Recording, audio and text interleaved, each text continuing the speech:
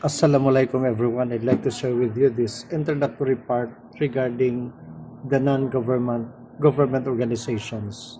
So our learning objective for this topic, at the end of this, you should identify the unique characteristics of the non-government organizations, then explain the types and functions of the non-government organizations, then explain the criticism of the non-governmental organization.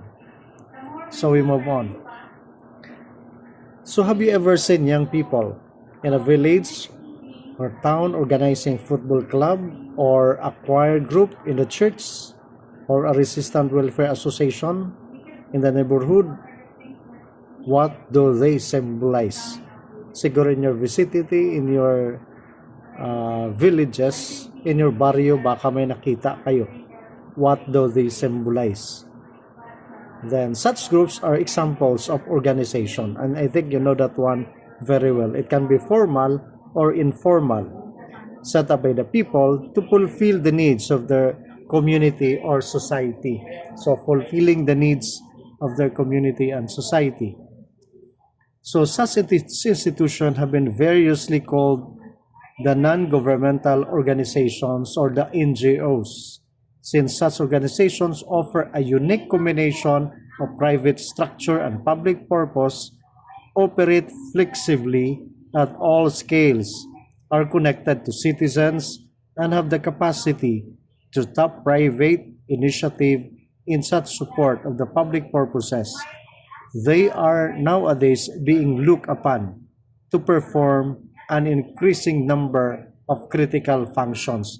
That's according to the study of Salomon and Sokolowski in 2004. So once again, you are familiar with this so-called non-governmental organization. So that's why this is introductory. Public purposes, private structure operate flexibly in all scales. So alam na alam niyo yan. So such function includes, take note on this, the delivery, helping deliver vital human services. What about these human services? That includes health and education. Then empowering disadvantaged. Empowering the disadvantaged is an attempt to bring their unaddressed problems to public attentions. So especially yung the poor, we need to empower them. Then giving expression to artistic, religious, cultural, ethnic, cultural and recreational impulses. So yun yung naitutulong the functions of the NGOs. Then another thing is building ties and reinforcing the bonds of trust and reciprocity necessary for political stability and economic prosperity.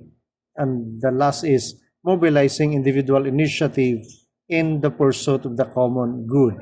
So those are the functions of the NGOs. So therefore, there are primarily aim at serving the community at large, especially the disempowered and working for their welfare. So yun. Maganda ang nagagawa ng mga NGOs na nakikita natin sa ating vicinity na maitutulong especially the poor, the marginalized, or the victims of the natural and man-made calamities. Then millions of illiterate, the poor, impoverished, and disadvantaged citizens are marginalized, unable to lead the life of dignity. That's why the work of the NGOs, ito yung tinutulungan nila. So some among us feel the need to do something meaningful. And I do with you. I don't know with you. And I think all of us, especially you want to be a peace educator, peace advocate. Sana may inclination tayo doon to help the young and even the old people, those who are in need, and engage in working towards realization of the various public goods for other citizens, more particularly the excluded, the poor, and the marginalized. So sila talaga yung kailangan na tulungan. the poor, the marginalized, and the disempowered citizen. These people are committed to and value the spirit of service to society. When like-minded people who want to serve their community and society at large decide to work together in a structured way, they form what is today commonly called NGOs. So yan, medyo marami-rami yan dito sa ating bansa, especially dito sa ating region in the BARM na tumutulong sa atin. At alam na alam ninyo yon kung ano-ano yung mga NGOs na yon. Kaya nga sabi ko, kayo nang magre-report doon, especially yung napili ninyo. Then, non-governmental organization, this is a voluntary group of individuals or organization. Of course, voluntary yan. Usually not affiliated with any government that is formed to provide services and to advocate a public policy. Although some NGOs are for-profit corporation, the vast majority are non-profit organizations. So mayroon ding for-profit, mayroon din, I think the vast majority of the NGOs is non-profit organization. And their mission is to help the poor, the disadvantaged, disempowered, and all those people who are in need, especially the victims. So according to 2030 agenda, alam natin yan, and I don't know if you know already, I think there are 17 Sustainable Development Goals. So as recognized by the 2030 agenda, NGOs play critical roles in the Sustainable Development Goals implementation. Ano-ano yon? Una, raise awareness and mobilize. Then they build capacity. They design and implement project. So yun yung trabaho nila, ang kanilang roles. Then monitor and review policies, especially the government. Collect data. Kaya nga may mga researchers din ito sila na maitulong din balik doon sa region o sa community. Then provide technical expertise kasi they were trained to help. Then support and hold governments accountable to their commitments. So these are the roles of the NGO as recognized by 2030 agenda, particularly the Sustainable Development Goals. Ngayon is 2026, 4 years na lang para matapos itong agenda. So isa doong tumutulong ay ang NGOs. So there are types of the non-governmental organization. Some of the main types, so take note on this. Bingo. Ibig sabihin, big international NGO like the Red Cross. That's worldwide. Okay? Not only Red Cross, may mga bingo. Big international NGOs, marami din yan sila. Okay? Another thing is INGO. INGO or the international NGO like the Oxfam. Wala din nag-report sa Oxfam. Sana may magpili din dyan para malalaman nyo kasi ito yung makikita natin palagi dito sa ating vicinity. Then we have ENGO. Si INGO. INGO kanina na idol. INGO naman which is an environmental NGO like the Greenpeace. I think you are familiar with the Greenpeace. They work for the environment. Then RINGO, a religious international NGO such as the Catholic Relief Services. I think in Cotabato City we have here the CRS. And another thing is one also under RINGO is the Islamic Relief Services. Walang relihiyon pinag-usapan dito. Ang kailangang tulungan, tinatulungan nila. That's why the Islamic Relief Services, ang mga workers dyan, mga head, mga kasamahan ko dati sa seminary. Same is true with the CRS. Akala puro Katolgan, no. There are a lot of Muslims there na mga staff nila, mga leaders nila to help the community. So they belong to this RINGO. Then I think familiar also. The next is the civil society organization like the Amnesty International. At alam na alam niya na mayroon din tayo sa ating region sa BARM. Then, NGO activities also includes but not limited to environmental, social, advocacy, and human rights. They can also promote social or political change on a broad scale of very locally or in every locality. So yun yung maitulong din. NGOs also plays an important critical part in developing the society, improving communities, and promoting and citizens participation. Then NGO can be classified also. There are, aside from those types, may mga various types dun sila on the different factors like orientation or level of cooperation. So ano-ano ito sila? So NGO type by orientation can be grouped into, there are 4. The types by orientation is charitable orientation, alam niyo yan, service orientation, participatory orientation, then empowering orientation. So these are the NGO type by orientation if they group among these 4. So the non-governmental organizations form a heterogeneous group. It has a long list of organizations working in different areas with varied scope of work. So there are a lot. Alam natin yan. And it can be with these 4 types of orientation: charitable, service, participatory, empowering. Then there are also alternative terms used in addition to the NGO. So aside from NGO, may mga ibang term din na ginagamit. Take note on this. The first is private voluntary organization. Then they can be also called civil society. Then independent sector,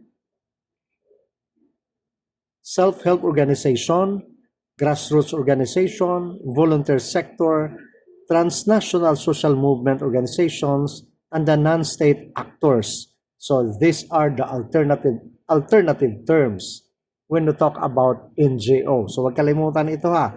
Private voluntary organization, once again, civil society, independent sectors, self-help organizations, grassroots organization, volunteer sector, transnational social movement organization, and the NSAs, the non-state or actors. So these are the alternative terms. Then there are also some famous terms used for NGO as mentioned below. The first one, mayroong 9 types ito. This is another famous terms like the bingo. It is a short term used for business-friendly international NGO. Kaya nga sabi nga, business international NGO. Then we have the CITS, CITS. It is a type of NGO that basically devoted in helping the scientific community by motivating young talents towards. Then the CSO, alam natin din ito, it is a short term for the civil society organization. We have another term, the DONGO, NGO, refers to the donor organization, governmental organization, sa DONGO, NGO. So another, binalik na ito kanina, the INGO, ENGO, which is the abbreviated form of environmental NGO, like Global 2000. Then we have the GO NGO, GONGO. It refers also to the governmental operated NGOs. Then binalik itong INGOs, international NGOs. Sabi na natin kanina, like Oxfam. Then we have also the QUANGO. It refers to the quasi-autonomous NGO. So quasi-autonomous NGO like ISO, non-governmental organization such as international organizations for standardization. So I think you are familiar with also with this ISO. Okay? We have the TANGO. It refers to the technical assistance NGO. Kaya nga, TANGO. Okay? Technical assistance NGO. So we have also GSO, which stands for the Grassroots Support Organization. Then sabi natin din itong Mango kanina, it refers to the Market Advocacy NGO. Then we have the CHARDS. It is the short form of the Community Health and Rural Development Society. So CHARD, okay, once again, Community Health and Rural Development Society. Then as per the World Bank typology, the NGOs can be classified also by two according to the Rural Bank. Okay? Iba din yung sinabi kanina ha, sa 2030 sa Sustainable Development Goals. Ito naman according to Rural Bank. There are classification, operational as well as the advocacy NGOs. What about this operational? The main purpose of the operational NGO is to design and implement the development-related projects. The scope of operational NGOs can be national, international, or even a community-based. So that's operational. Design and implement development-related project. So that's according to World Bank. Then, what about this advocacy NGO? So the main purpose of an advocacy NGO is to promote a specific cause. It makes effort to raise awareness and knowledge by doing various activities like lobbying, press work, and activist event. So this is an advocacy NGO. So alam natin the roles, the functions of the NGO, maganda siya. Pero there are also criticisms of this non-governmental organization. Ano kaya itong criticism nila? Sinasabi dito, many NGOs working in the developing countries are partly funded by their own governments. So yan. Naintindihan siguro bakit isa ito sa criticism.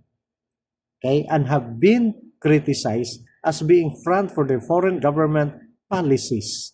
Critics argue that this makes NGOs accountable to their funders, not to the people they work with, especially those who are the first world countries. So they have their own, pero may mga hidden agenda sila, like USAID and the other.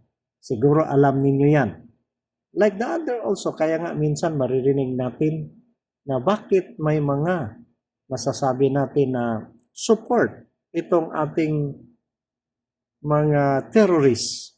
Sabi nga, nanggagaling daw sa NGO ang kanilang pera. And that's the possibility. Though we don't have evidence, baka ito yon. Once again, sa mga criticism, partly funded by their own governments and have been criticized as being a front of foreign government policy. Ayon, sana malinaw yan.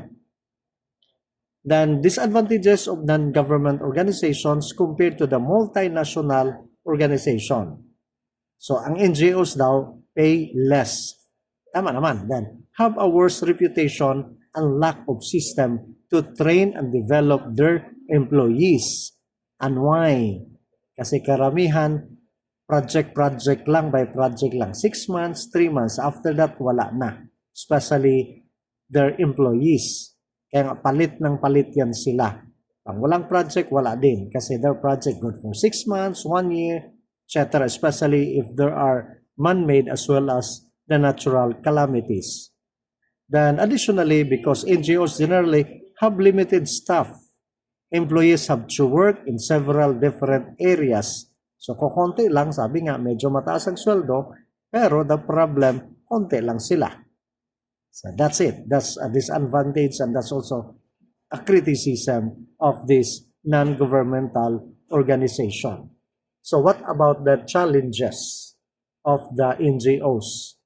So there are challenges. The first is lack of funds. Many NGOs find it difficult to garner sufficient and continuous funding for their work.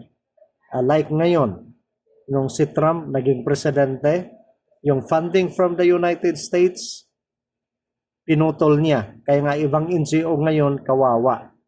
International, local, or national NGOs na nakaangkla doon, purdoy. Okay? Then absence of strategic planning. Bakit mayroon din itong challenge sa kanila?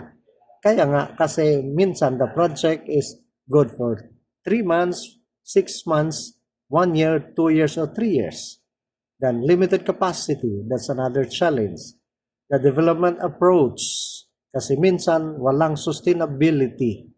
Minsan makikita na lang natin ang mga bakas or kahit na yun.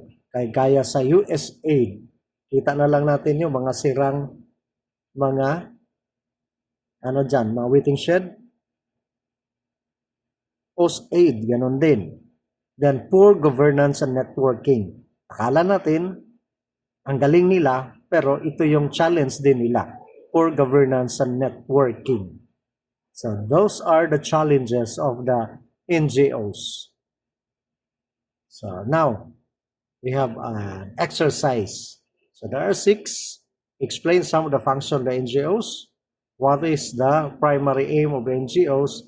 List the unique features of NGOs, define NGOs, then list and discuss the types of NGOs and what is the critics of the NGOs. So this test, alam na natin kasi na-discuss ninyo. Na-discuss na natin in this presentation. But for your assignment, please do or give me at least a 1-page reaction paper about this NGO, particularly here in our region, the Bangsamoro Autonomous Region in Muslim Mindanao. So once again, submit a reaction paper about the presence of the international, national, or local non-governmental organizations in the VARM. Malinaw ba? I think that's clear. So with that, I hope you learned something.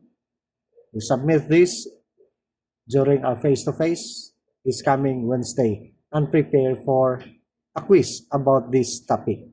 So God bless everyone. Dalaygon ang Diyos.